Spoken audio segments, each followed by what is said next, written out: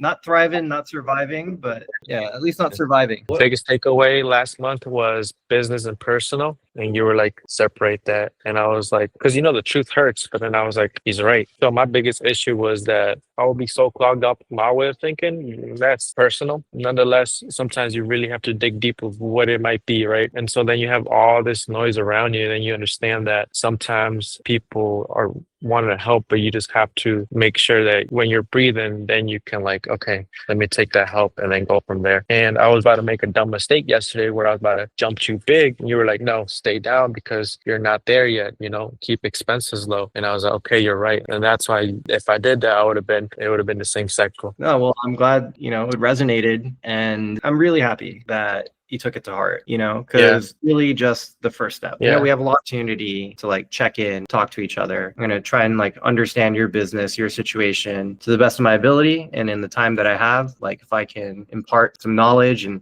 whether it's my background as an entrepreneur or the fact that, we've been running this couch flipping thing for like 3 years now. And we have a lot of perspective into like what works, what doesn't. But like now you have a path, Yeah. It's not going to be straight up and, it's going to be up and down, but generally the gradient's going to move upwards. But now you have a path. So I'm really happy to hear that some of that stuff worked out for you. Yeah, it's been hard, but nonetheless, now this month is just doubling down on that. And then until something breaks, then move. But for now, just I think keep expenses low, save 5-10 G's is my goal, roughly. Open credit, but move with what I got. I think that's what I need to do. Okay, so have you been filling out the sales tracker? No and yes, but I was able to roughly because I'm kind of backtracked with everything, but I will just spend a little 10 minutes going roughly where I'm at right now because I gotta do all personal, but that doesn't matter. But roughly, just in terms of how much I made in business, that's around, I think I'm on revenue 6.2 and net profit, I'm around probably like 4.8, but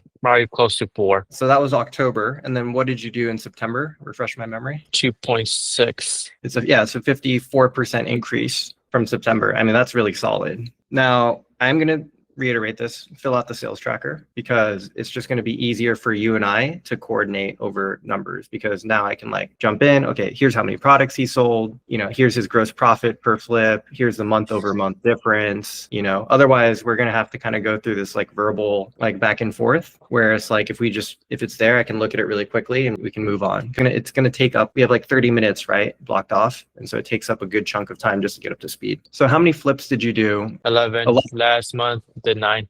You did 9 flips in November and then 11 flips in October. Yeah, so 3 more flips this month, but I had to lower prices because prices was one of the biggest things that blocked sales, because I had 12 couches listed and nothing will sell. And my buddy was like, you have to do something. Okay. So I tried to relist more. Okay, that didn't work. I tried to do this. I tried to do that. Okay, that didn't work. What's going on around me? Black Friday. Okay, lower prices, lower prices, lower prices. People are not willing to buy right now. Lower prices, lower prices.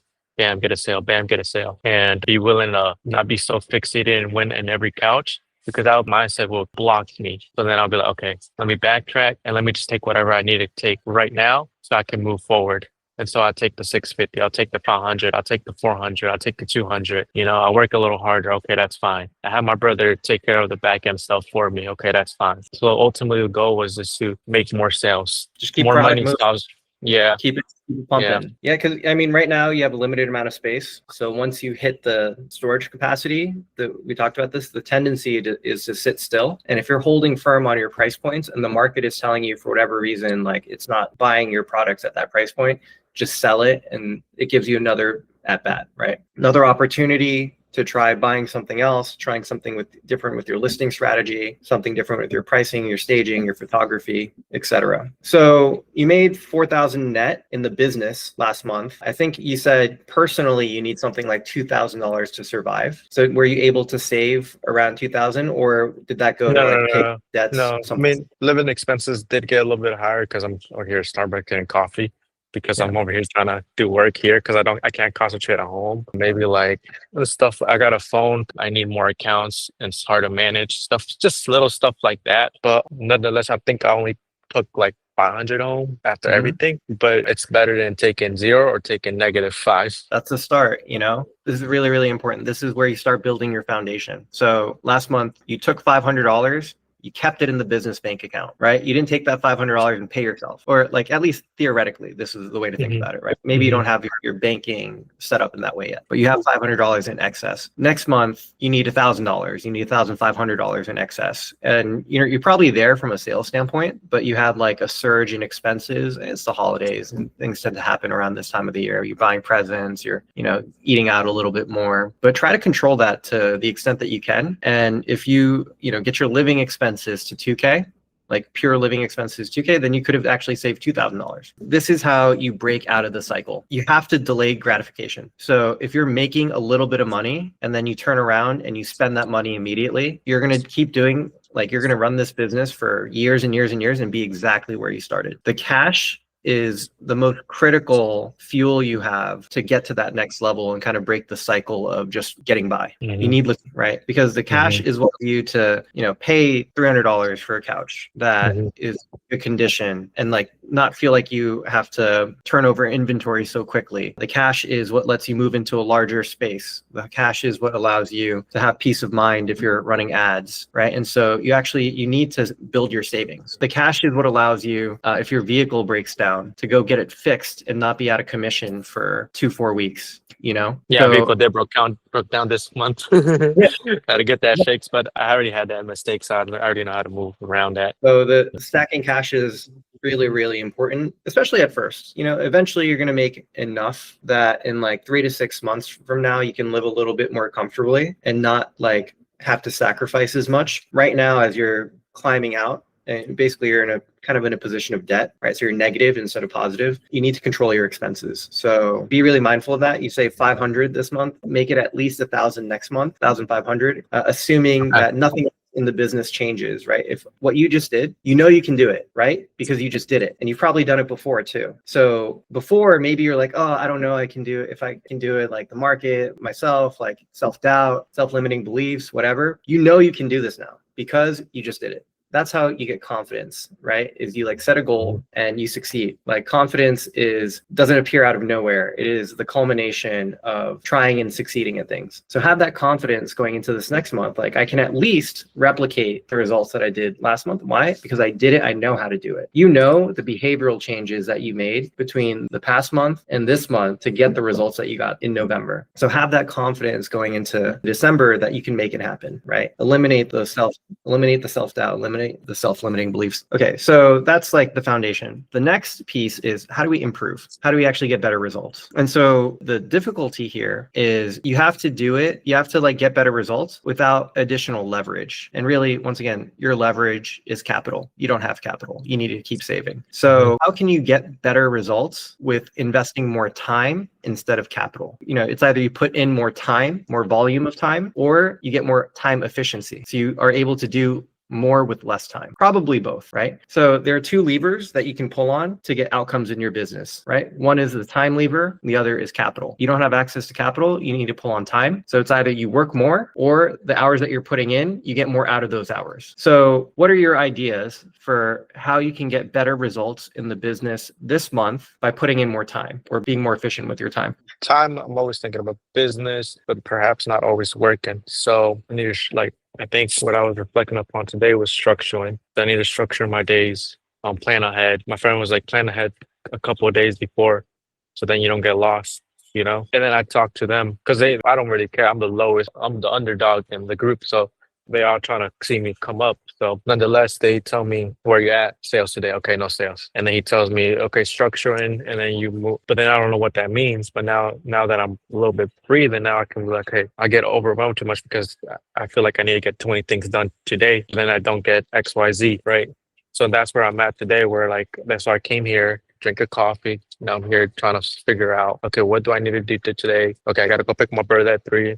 So he can come help me clean the couches. Okay, cool. What do I do afterwards? Oh, I got a call with Charles at 10. Okay, 11:30. Let me get that done. Okay, now let me sit down for an hour because I got to post this amount of couches and lower prices because I need to focus on sales so we can bring more money in, because that's my biggest problem, just sales. Finding inventory, storage unit, not my biggest problem. Sales is my biggest problem. Money will solve all my problems right now. And so I guess just structuring the days and then moving efficiently. Like I was testing you earlier because yesterday at 4 a.m. I was tired as shit. But I was like, damn, I don't want to wake up at 10. And I was like, oh, let me put no. But then like I'm always learning, you know? So there's always efficiency within that. And then so then I see how efficient you move, but I'm not there yet. First, I need to come back to where I'm at, but move efficient. I think efficient is where I need to be, because that just comes from the blood from where I come from. But it's like we don't move efficiently, unfortunately. So I just got to move very, really, really efficiently and focus on sales. Sales, sales, sales, sales, sales. Yeah, interesting. Okay, so you said 11 flips in November? Yeah. At 11 flips in November, you feel like you were maxed out on your time. How many hours a week did you work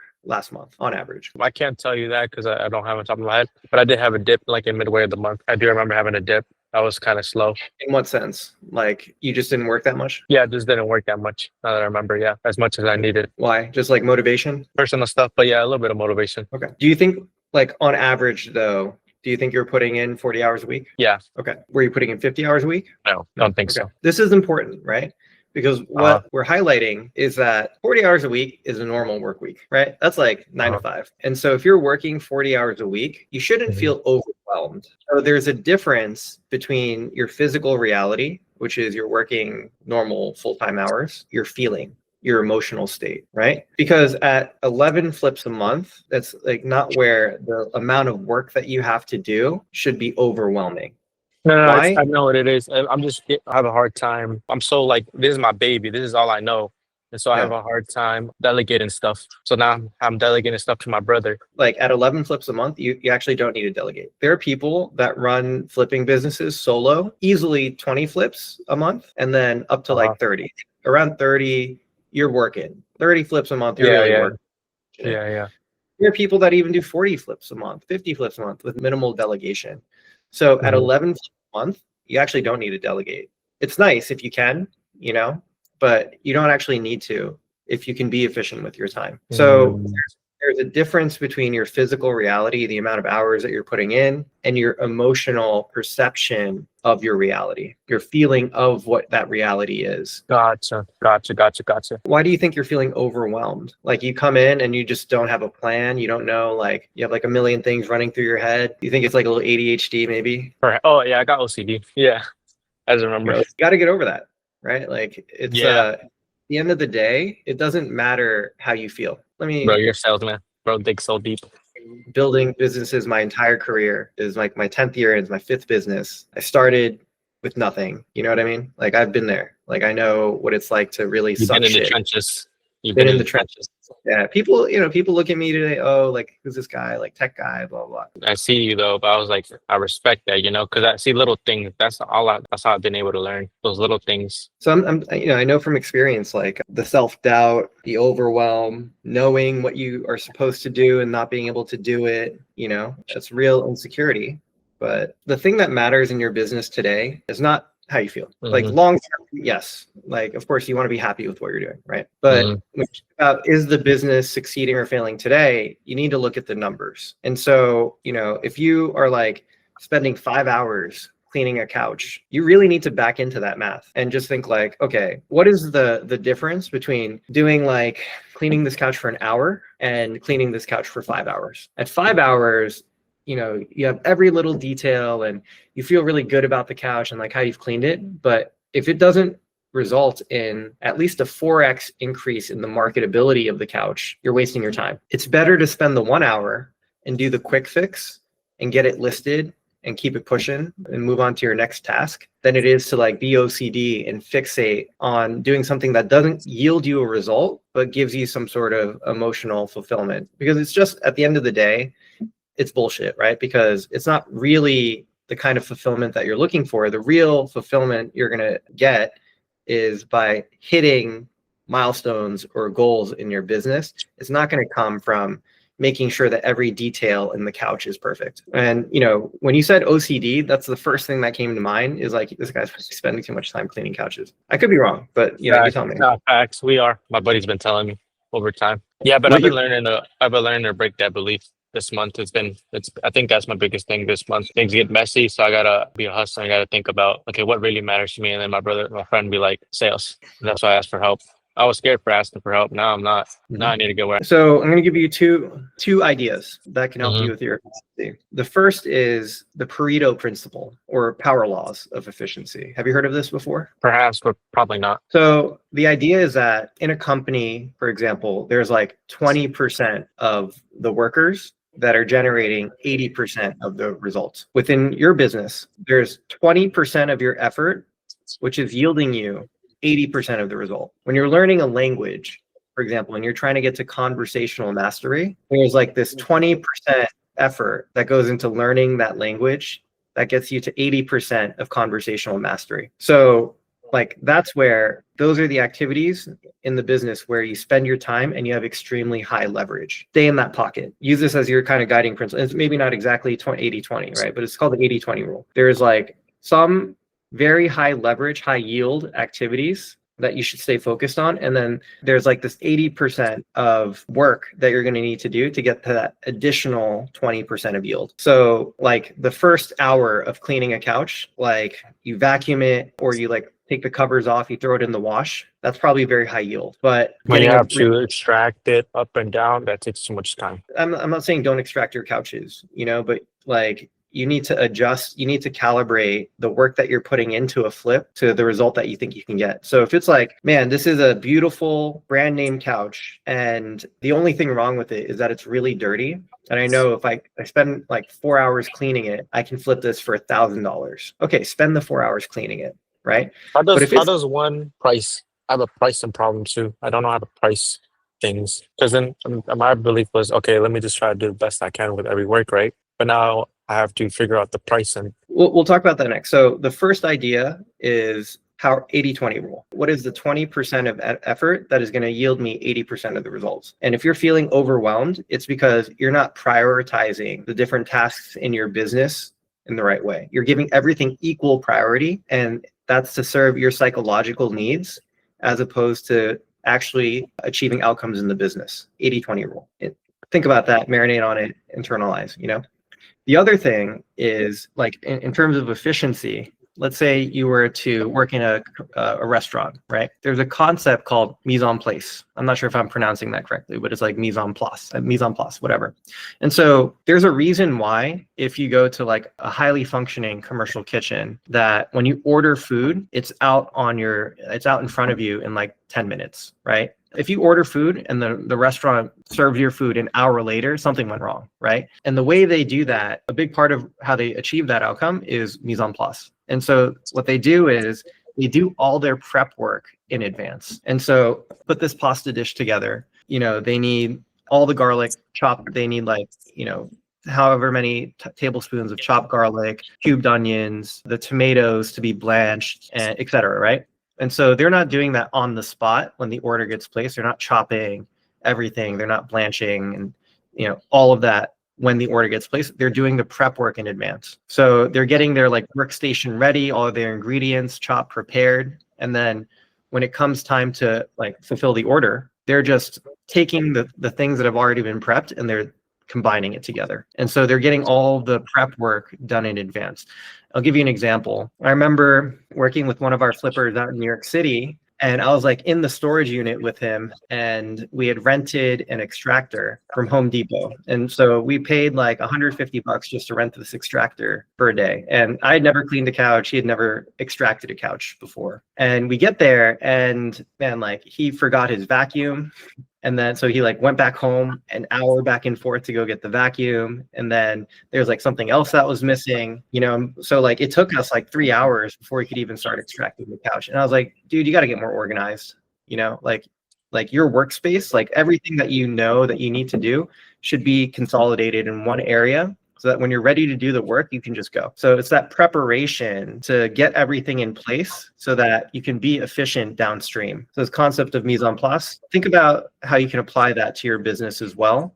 Because I guarantee you, if you're coming into your workday and your mind is scrambled and you're jumping from like one thing to the next thing, you're not being efficient. You need to figure out how to bring some efficiency into the business too. But what I'm telling you today is like the overwhelm that you're feeling in the business is not a necessity based on the results that you're getting. It's noise. It's personal, it's psychological, and with some refinement of your technique. And look, I'm not telling you exactly what to do. I don't have that time to like dig in with you. I'm giving you the framework. So you need to like ponder on that framework and figure out how to apply it in your business. To give you some stuff that's more actionable, right? Like really what it's going to take to like get better results without increasing resources, aka getting more storage or increasing ad spend, etc. It comes down to like some of the finer details of like putting your listings together.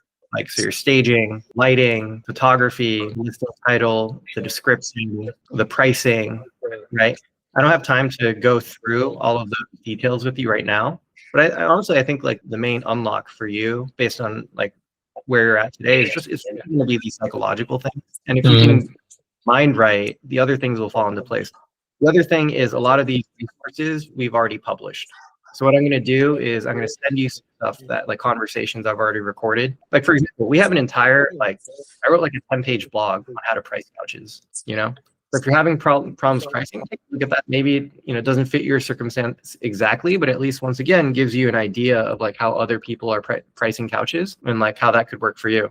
Same thing for like, how do you create a good listing? You know, like last month. Yeah, I know all that stuff. It's fine. I'll figure it out. Guides. I'm going to send you some of those guides. Like last month's mastermind was like really good on this topic of like how to price and list couches and like some of the steps that you need. So I'm going to send you a link to last month's mastermind. I just sent you a link to the pricing blog, and I'm sending you a link to like a 1-hour conversation I had with someone about optimizing listings and then using the listing manager. So these are things that you can kind of, it's like homework, like go, you know, look at these resources I'm going to send you. And then those are just like the details, you know, that's just information you can absorb and then go implement in your business. It should be simpler. But, you know, today I'm trying to focus a little bit more on like where I think you're getting blocked. All right, cool. So we're at time. Go marinate. Let me know if you have any questions. You can text me. But other than that, I'll talk to you in 2026. Sounds good. Thanks. Ciao. Yep. Bye. Bye.